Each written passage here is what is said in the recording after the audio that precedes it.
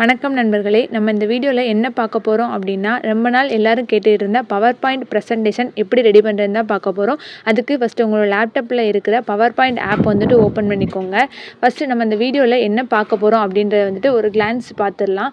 நான் இந்த வீடியோவில் எனக்கு தெரிஞ்ச எல்லா பேசிக்ஸுமே கற்றுக் கொடுத்துருக்கேன். நீங்கள் இந்த பேசிக்ஸை கற்றுக்கிட்டீங்க அப்படின்னா இதுவே போதும். ஒரு பிபிடி ப்ரொஃபஷ்னலாக அழகாக ரெடி பண்ணுறது எப்படின்னு தெரிஞ்சிடும். வாங்க வீடியோக்குள்ளே போகலாம். இப்போது இந்த பவர் பாயிண்டில் நம்ம என்னென்ன பார்க்க போகிறோம் அப்படின்றத பார்த்துடலாம். ஃபஸ்ட்டு ஒரு பிபிடியில் ஒரு லேஅவுட் வந்துட்டு எப்படி க்ரியேட் பண்ணுறது, அதாவது லேஅவுட் வந்து எப்படி எடுக்கிறது அப்படின்றத பார்க்க போகிறோம். அப்புறம் ஒரு நியூ பேஜ் வந்துட்டு எப்படி ஆட் பண்ணலாம் அப்படின்றத பார்க்க போகிறோம். ப்ரொஃபஷ்னலாக என்ன ஸ்டைல்ஸ் வந்துட்டு எல்லா காலேஜாக இருக்கட்டும், ஹேக்கத்தனாக இருக்கட்டும், அந்த இடத்துல என்ன ஸ்டைல்ஸ் வந்து யூஸ் பண்ணுவாங்க அப்படின்றதையும் பார்க்கலாம். அதுக்கப்புறம் ஒரு பிக்சர் வந்துட்டு எப்படி ஆட் பண்ணலான்றதையும் பார்க்க போகிறோம். நெக்ஸ்ட்டு இந்த பிபிடியில் டேபிள் வந்துட்டு நிறைய பேர் போடுவாங்க. அந்த டேபிள் வந்துட்டு எப்படி க்ரியேட் பண்ணுறதுன்னு பார்க்கலாம். அப்புறம் மேத்தமேட்டிக்ஸ் சிம்பிள்ஸ் வந்துட்டு எப்படி க்ரியேட் பண்ணுறது அப்படின்றதையும் பார்க்கலாம். நிறைய சிம்பிள்ஸ் வந்துட்டு இருக்காது. அந்த சிம்பிள்ஸ் வந்துட்டு எங்கே போய் எடுக்கணும், எப்படி வந்துட்டு அதை இல்லாத சிம்பிள்ஸ் வந்து எப்படி க்ரியேட் பண்ணணும் அப்படின்றதையும் பார்க்கலாம். அப்புறம் பிபிடி ரெடி பண்ணும்போது நிறைய பேர் இந்த வீடியோ கீழே வச்சுட்டு ப்ரெசன்டேஷன் பண்ணுவாங்க. நீங்கள் நிறைய ஆன்லைன் கிளாஸ்லலாம் பார்த்துருப்பீங்க. அவங்களோட வீடியோ மேலே ஓடும், கீழே வந்துட்டு அவங்களோட இமேஜ் வந்துட்டு அவங்களோட வீடியோ வந்து இருக்கும். அது வந்துட்டு எப்படி ரெடி பண்ணலான்றதை பார்க்க போகிறோம். அப்புறம் அனிமேஷன் எப்படி கொடுக்கறது, டிரான்சிஷன் எப்படி கொடுக்கறது, அப்புறம் புல்லட் பாயிண்ட் வந்து எப்படி ஆட் பண்ணலான்றதை பார்க்கலாம். அதுக்கப்புறம் பிபிடியை வந்துட்டு எப்படி பிடிஎஃபாக கன்வெர்ட் பண்ணலாம் அப்படின்றத பார்க்கலாம். இது ரொம்ப இம்பார்ட்டண்ட்டு. நிறைய பேருக்கு வந்துட்டு பிபிடி அப்படியே டவுன்லோட் பண்ணி அப்படியே பிரிண்ட்லாம் எடுப்பாங்க. அது வந்துட்டு நல்லா இருக்காது. பிபிடி வந்துட்டு பிடிஎஃபாக கன்வெர்ட் பண்ணிட்டு அதுக்கப்புறம் பிரிண்ட் எடுத்தால் தான் அது வந்துட்டு கரெக்டான ஃபார்மேட்டில் வந்து வரும். அதை எப்படி நம்ம க்ரியேட் பண்ணலாம் அப்படின்றத இந்த வீடியோவில் பார்க்க போகிறோம். வாங்க வீடியோக்குள்ளே போகலாம். ஃபஸ்ட்டு உங்களோட லேப்டாப்பில் நீங்கள் பவர் பாயிண்ட் ஆப் ஓப்பன் பண்ண வேணுமே உங்களுக்கு இப்படி தான் வரும். இதில் இந்த பிளாங்க் ப்ரெசன்டேஷன் அப்படின்றத கிளிக் பண்ணிக்கலாம். அப்படி இல்லை அப்படின்னா உங்களுக்கு இந்த தீம்ஸ் நிறைய தீம்ஸ் இருக்கும். அதில் நீங்கள் செலக்ட் பண்ணுறதை செலக்ட் பண்ணிக்கலாம். இல்லை மோர் தீம்ஸ்ன்னு இருக்கும். அதை கிளிக் பண்ண உடனேயுமே உங்களுக்கு டிஃபால்ட்டாக நிறைய தீம்ஸ் வந்துட்டு கொடுத்துருப்பாங்க. நான் எக்ஸாம்பிளுக்கு ஒரு தீம் வந்து எடுக்கிறேன். இந்த மாதிரி கொடுக்குறேன். இதை கிளிக் பண்ண உடனே கிரியேட் அப்படின்ற ஆப்ஷன் காமிக்குது. அதை கிளிக் பண்ணிட்டோம் அப்படின்னா நம்மளுக்கு வந்துட்டு உள்ளே போயிடும். இந்த இதை கிரியேட் பண்ணிட்டீங்க அப்படின்னா லைக் இந்த மாதிரி நீங்கள் இதில் வந்துட்டு நீங்கள் ஃபாண்ட் எழுதி ரெடி பண்ணிக்கலாம். இது வந்து ஆல்ரெடி டிஃபால்ட்டாக இருக்கிற தீம்ஸ் ஃபோன்லலாம் இப்படி இருக்கும்ல அந்த மாதிரி ரெடி பண்ணுறது. இப்போது நான் ஒரு பிளாங்க் ப்ரெசன்டேஷன் பிளாங்க் பேப்பர் வந்துட்டு எடுத்துக்கிறேன்.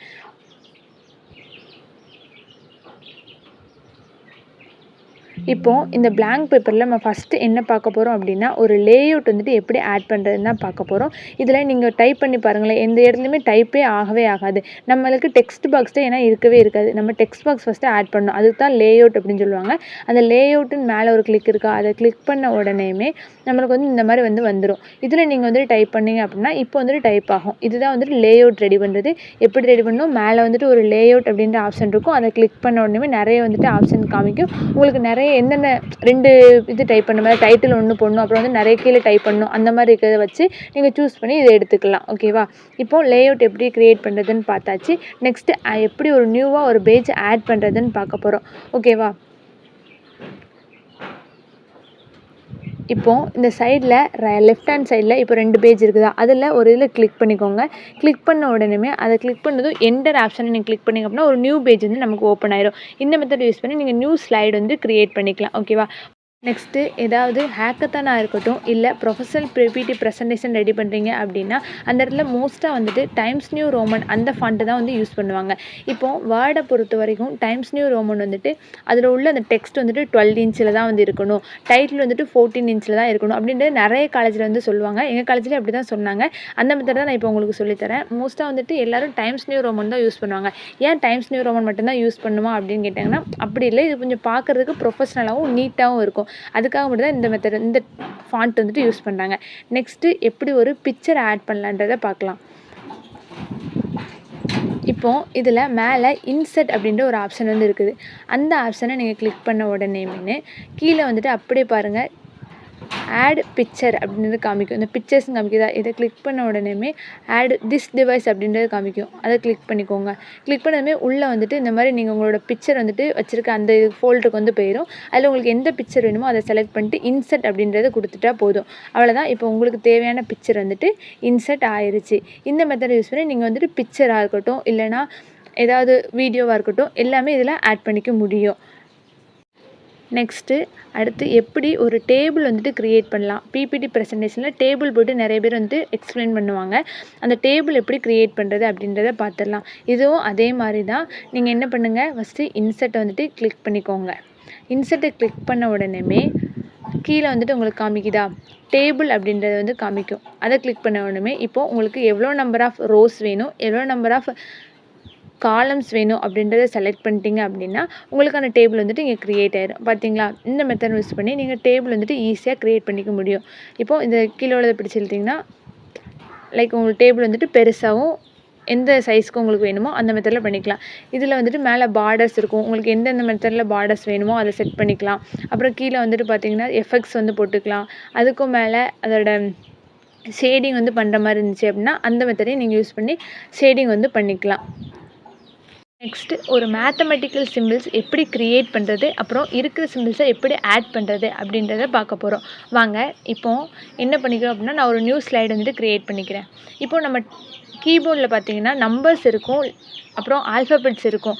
ஆனால் வந்துட்டு இந்த சிம்பிள்ஸ் அந்த மாதிரிலாம் வந்துருக்காது. அதாவது அட்டு, அந்த ஆஸ்ட்டு இந்த மாதிரி இருக்குமே தவிர மேத்தமெட்டிக்கல் சிம்பிள்ஸ்லாம் எதுவுமே இருக்காது. இப்போ 1 2 3 நம்மளால் ஈஸியாக டைப் பண்ணிக்க முடியும். ஆனால் மேத்தமெட்டிக்கல் சிம்பிள்ஸ்லாம் எப்படி டைப் பண்ணுறது அப்படின்னா அதுக்கு ஒரு ட்ரிக் இருக்குது.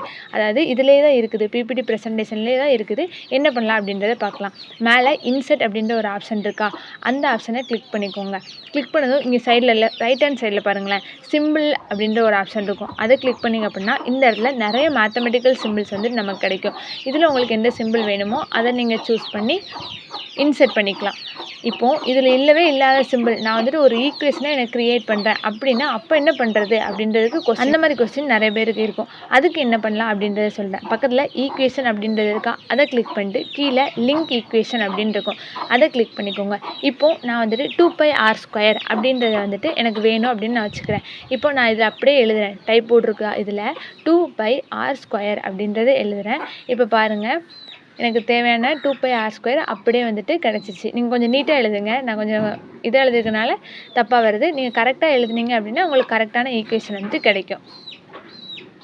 ஓகேவா, எழுதுனதுக்கப்புறம் கீழே உள்ள இன்சர்ட் அப்படின்றத வந்துட்டு கிளிக் பண்ணிங்க அப்படின்னா உங்களுக்கு தேவையான ஈக்குவேஷன் வந்துட்டு அதில் அப்படியே வந்துட்டு பேஸ்ட் ஆயிரும். ஓகேவா, இப்போ மேத்தமெட்டிக்கல் சிம்பிள் வேணும்னா அதை கிளிக் பண்ணி இன்சர்ட் கொடுக்க சொன்னேன்.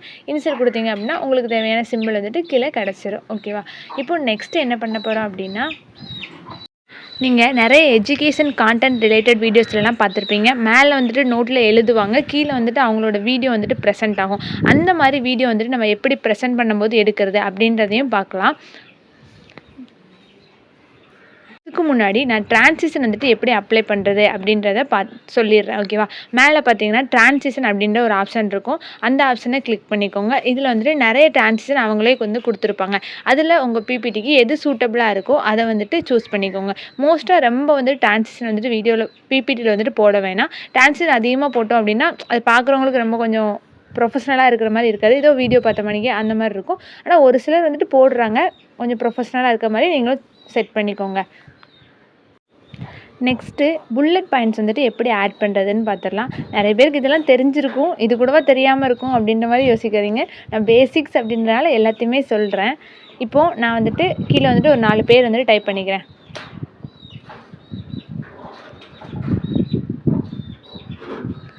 லைக் எக்ஸாம்பிளுக்கு வந்துட்டு ஒரு சிட்டிஸ் நேம், 4 சிட்டிஸ் நேம் வந்து டைப் பண்ணிக்கலாம். எக்ஸாம்பிளுக்கு கோயம்புத்தூர், தூத்துக்குடி, மதுரை, சென்னை, இந்த மாதிரி 4 சிட்டி நேம் வந்துட்டு டைப் பண்ணிக்கிறேன். ஓகேவா,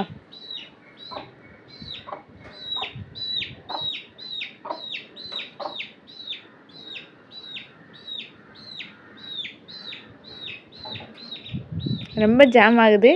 ஓகே, ஏதோ டைப் பண்ணிக்கிறேன். இப்போது டைப் பண்ணதுக்கப்புறம் மேலே பார்த்தீங்களா, இது எல்லாத்தையுமே நான் அப்படியே செலக்ட் பண்ணிக்கிறேன். செலக்ட் பண்ணிட்டு மேலே இன்சர்ட் அப்படின்னு ஹோம் பேஜ் ஒன்று இருக்கும், அந்த ஹோம் பேஜை கிளிக் பண்ணிடுங்க. கிளிக் பண்ணதும் இந்த சைடில் பார்த்தீங்களா ஒரு நடுவில் சென்டரில் வந்துட்டு இருக்கும், மேலே ஒரு ஆப்ஷன், அந்த ஆப்ஷனை கிளிக் பண்ணி நிறைய வந்துட்டு இருக்கும். அதில் உங்களுக்கு எந்த பாயிண்ட் வேணுமோ, புல்லட் பாயிண்ட் வேணுமோ நீங்கள் சூஸ் பண்ணிக்கலாம்.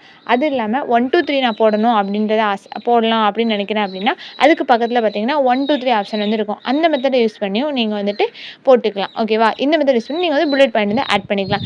நெக்ஸ்ட்டு பிபிடி வந்துட்டு எப்படி பிடிஎஃபாக வந்துட்டு கன்வெர்ட் பண்ணுறது அப்படின்னு தான் பார்க்க போகிறோம். இது கொஞ்சம் இம்பார்ட்டண்டான மெத்தடு, எல்லாருக்குமே தெரிஞ்சிருக்காதுன்னு நினைக்கிறேன். ஓகே, நான் சொல்லித்தரேன். பேசிக்கில் இது எல்லாமே வரும், அதனால் சொல்கிறேன். அதுக்கு முன்னாடி நான் வீடியோ எப்படி ரெக்கார்ட் பண்ணுறது அப்படின்றத லாஸ்ட்டாக சொல்கிறேன்னு சொல்லியிருந்தேன். அது எப்படி பண்ணுறதுன்னு பார்த்துடலாம். இப்போது நீங்கள் எந்த பிபிடி வந்துட்டு ப்ரெசென்ட் பண்ண போகிறீங்களோ அந்த பிபிடியை கிளிக் பண்ணி ரெக்கார்ட் அப்படின்ற ஆப்ஷனை கிளிக் பண்ணிக்கோங்க. இப்போது நான் வந்துட்டு ஸ்க்ரீன் ரெக்கார்டு பண்ணிக்கிட்டு இருக்கிறதுனால எனக்கு வந்து அந்த ஆப்ஷன் வந்துட்டு வர மாட்டேது. நீங்கள் வந்துட்டு இந்த ரெக்கார்ட் ஆப்ஷனை கிளிக் பண்ணிங்க அப்படின்னா அதுவே உங்களுக்கு வந்துட்டு கீழே வந்துட்டு கிடச்சிரும். ஓகேவா? நெக்ஸ்ட்டு பிபிடி வந்துட்டு எப்படி பிடிஎஃபாக கன்வெர்ட் பண்ணுறதுன்னு பார்த்துடலாம். மேலே ஒரு ஃபைல்ன்ற ஆப்ஷன் இருக்கும், அதை கிளிக் பண்ணிக்கோங்க. கீழே வந்துட்டு ஸ்க்ரோல் பண்ணால் எக்ஸ்போர்ட் அப்படின்ற ஒரு ஆப்ஷன் வரும். அதை கிளிக் பண்ண உடனே கிரியேட் பிடிஎஃப் அப்படின்றத கிளிக் பண்ணிக்கோங்க. கிளிக் பண்ணதும் இப்போது உங்களுக்கு ஃபைல்ஸில் வந்துட்டு ஓப்பன் ஆயிரும். இதில் என்ன நேம் வந்துட்டு எந்த ஃபோல்டரில் நீங்கள் சென்ட் பண்ணணுமோ அந்த இதில் செட் பண்ணிவிட்டு உங்களுக்கு என்ன நேமில் வைக்கணுமோ அந்த நேமை சூஸ் பண்ணிவிட்டு பப்ளிஷ் அப்படின்ற ஆப்ஷன் வந்துட்டு கிளிக் பண்ணிடுங்க. இப்போது உங்களுக்கான பிடிஎஃப் வந்துட்டு கிரியேட் ஆயிடுச்சு. இப்போது நான் பப்ளிஷ் பண்ண பிபிடி வந்துட்டு ஓப்பன் பண்ணுறேன். இப்போ பாருங்கள், இந்த பிபிடி வந்துட்டு எனக்கு பிடிஎஃபாக கன்வெர்ட் ஆகி கிடச்சிருச்சு. இந்த மெத்தடை யூஸ் பண்ணி நீங்கள் பிபிடியை பிடிஎஃபாக கன்வெர்ட் பண்ணி அதாவது எப்படி பிரிண்ட் போடணும் அப்படின்னா ஈஸியாக வந்துட்டு இந்த மெத்தடில் எடுத்தோன்னா ஃபார்மேட் எதுவும் சேஞ்ச் ஆகாமல் அப்படியே உங்களுக்கு பிபிடியாக கிடைக்கும். இந்த வீடியோ உங்களுக்கு யூஸ்ஃபுல்லாக இருக்கும்னு நினைக்கிறேன். இந்த வீடியோவில் ஏதாவது டவுட் இருந்துச்சு அப்படின்னா கீழே கமெண்ட்டில் சொல்லுங்கள். வீடியோ பார்த்ததுக்கு நன்றி. தேங்க்ஸ் ஃபார் வாட்சிங்.